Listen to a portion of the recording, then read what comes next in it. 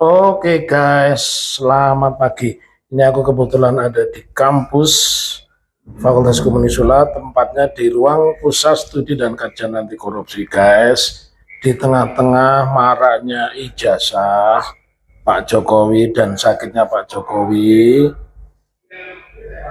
juga penjualan pulau dan perusakan alam, terutama daerah heritage seperti Raja Ampat ya guys ya.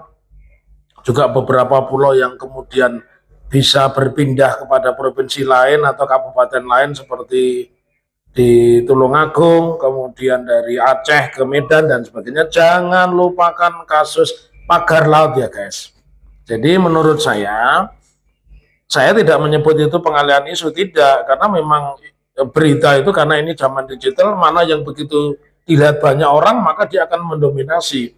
Tetapi persoalan-persoalan domestik seperti pagar laut yang notabene itu adalah invasi ya guys, itu penjajahan gaya baru yang nanti pada satu ketika itu akan jadi enklave khusus, akan jadi tempat khusus yang membuat aturan dan peraturan khusus. Nah, nanti kalau sudah selesai akan terbitlah yang namanya peraturan pemerintah ya guys. Di balik berapi-apinya Pak Prabowo, saya sampai hari ini menggarisbawahi pernyataan Prabowo dalam arti garis bawah dengan tulisan merah, tidak ada reshuffle. Kata Pak Prabowo, baik Menteri Dalam Negeri, Menteri Kelautan, Menteri ESDM, ya, dan menteri-menteri yang lain itu katanya on the track. Nah, ini ya guys ya, kalau sampai hari ini Pak Prabowo tidak mereshuffle namanya Menteri Dalam Negeri, tidak mereshuffle namanya Kapolri, ya, juga tidak mereshuffle Menteri SDM, ya, saya sangat khawatir ya guys.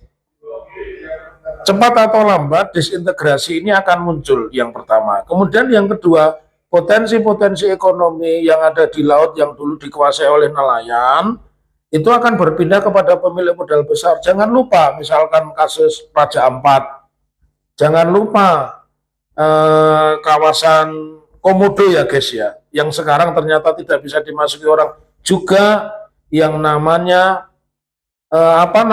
Labuan Bajo ya guys ya. Kalau nilai-nilai ekonomi tempat-tempat strategis, kalau di zaman Pak Harto dan di zaman siapapun ini tempat strategis, karena laut itu bagian dari pertahanan, yang kedua laut itu menghidupi nelayan, dan yang pasti laut itu tempat wisata yang tidak berkesudahan ya guys. Nah, kalau tempat-tempat ini sudah dikuasai, kemudian diberikan pagar dan akhirnya menjadi bangunan permanen, dia akan menjadi enklave baru, dan dengan sendirinya dia akan menjadi pemerintahan baru. Sangat mudah buat negara guys membuat peraturan itu. Nanti tiba-tiba kita semua kaget begitu ya guys ya.